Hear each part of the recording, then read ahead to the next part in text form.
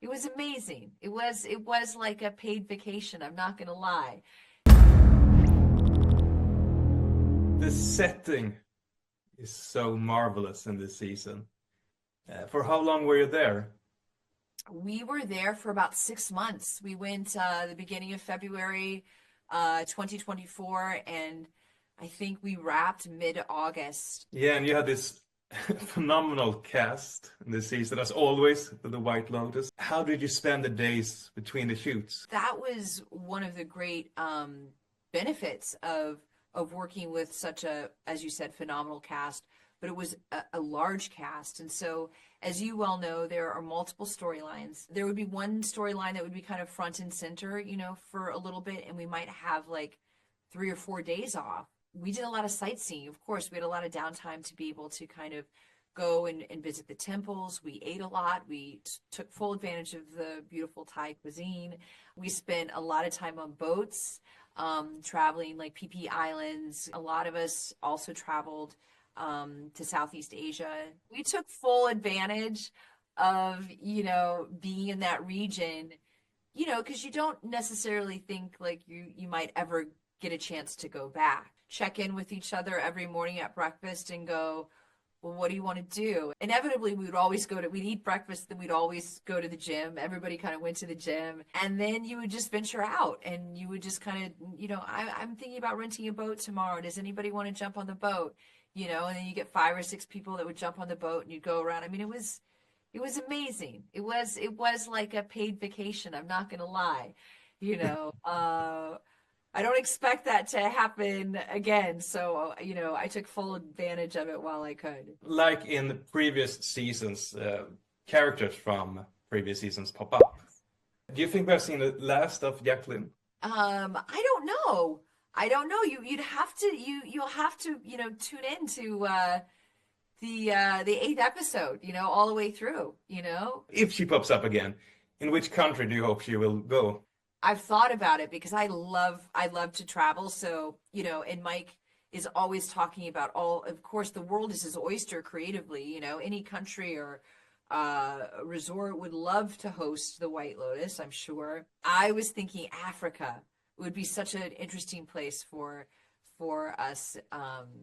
There's so much to explore there. So Scandinavia. Yeah, I was going to suggest that you should go to the northern Yeah. part of Sweden and just freeze. Yeah, that feels really kind of far removed and feels like there's a lot of story that you could mine there as well. I mean, don't you just want to be Mike White? Don't you just want to go like, hey, I'm just gonna go tour the world and kind of find the most fabulous places to shoot next? Like, can I be his assistant? I don't know. I mean, I just want to tag along.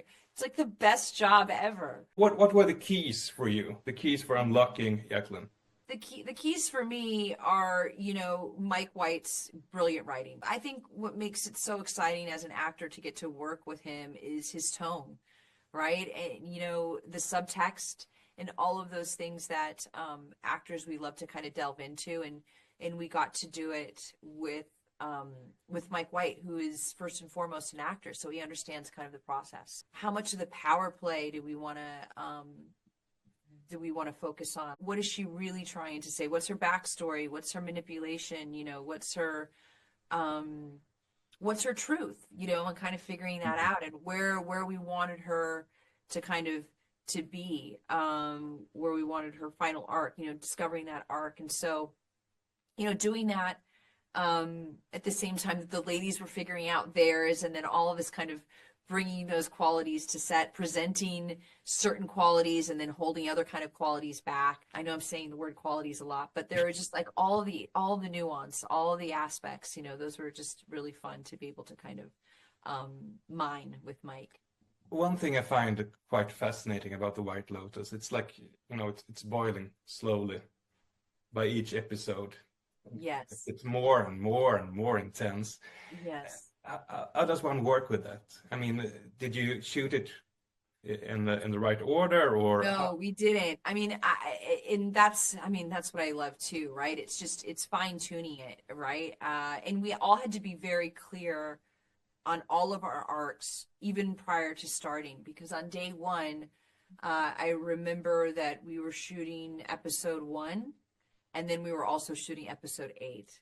So we shot completely out of sequence. So our preparation was critical. You know, you don't do reshoots on the White Lotus. Like you get it on the day.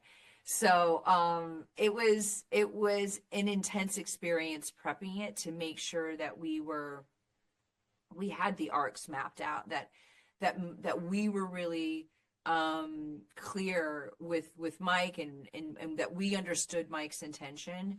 That was super important, so that when we could, on the day, bounce around from different episodes, we could just pinpoint kind of exactly where we needed to be emotionally for the characters to really for the characters to work. A great thing about working with Mike, because he's an actor, he knows actors have range.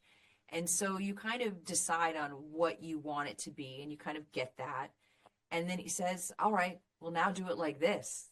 Mm. Oh, that was good. Do it like this now. Do it like this. And so, at the end of the day, you kind of just deliver him whatever he wants.